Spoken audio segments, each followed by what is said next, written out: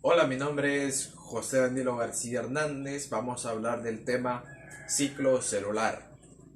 Ciclo celular es el proceso que asegura el crecimiento y desarrollo de una célula, pero también que finaliza o culmina con la formación de nuevas células hijas a partir de las células madres.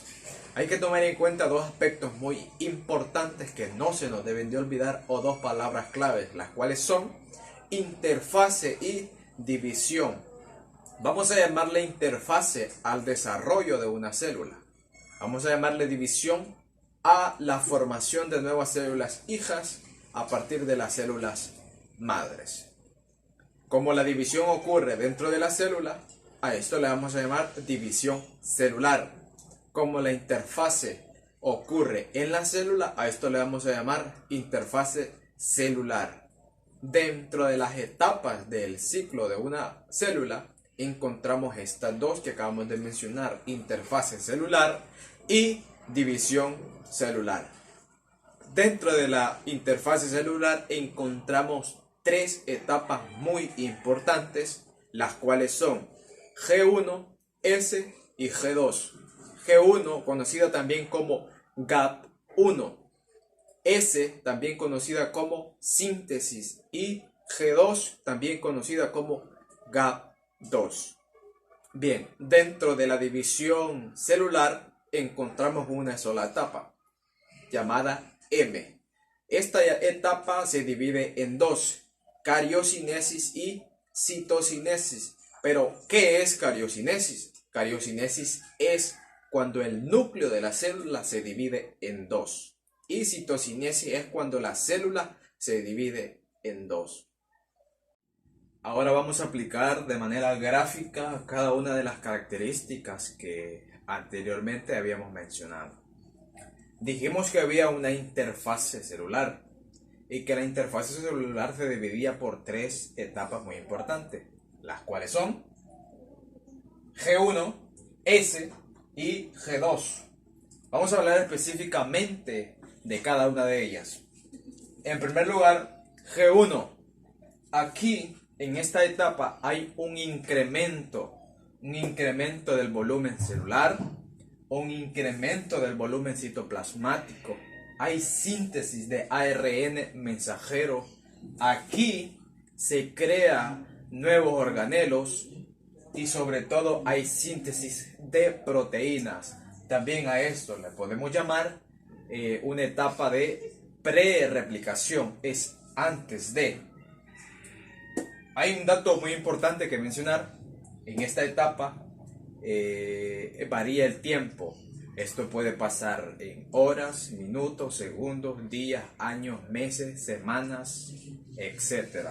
En la etapa S se da la duplicación de ADN. También se da la síntesis de proteínas histónicas y se duplica los centriolos. Entonces, dentro de la etapa S, también conocida como la etapa síntesis, podemos decir que es la replicación de las características que ya hemos mencionado. Muy bien, pasamos a la siguiente etapa, que es la etapa G2. Aquí se fosforilan la histona H1. Esto es lo que ayuda a condensar los filamentos de la cromatina. Muy bien, una vez finalizadas las tres etapas, pasamos a la división celular. ¿Qué dijimos que había dentro de la división celular? La división celular se dividía en una etapa, etapa M. Y la etapa M se dividía en dos. Lo mencionamos anteriormente: cariocinesis y citocinesis. Dentro de cariocinesis encontramos lo que es la mitosis. Y la mitosis se divide en ciertos pasos o en ciertos procesos o en ciertas etapas. Por ejemplo, la tenemos profase, prometafase, metafase, anafase y, por último, telofase. Vamos a hablar ahora de mitosis. Podemos encontrar que en mitosis se dan eventualidades, o podemos llamarle etapas o procesos, entre otros.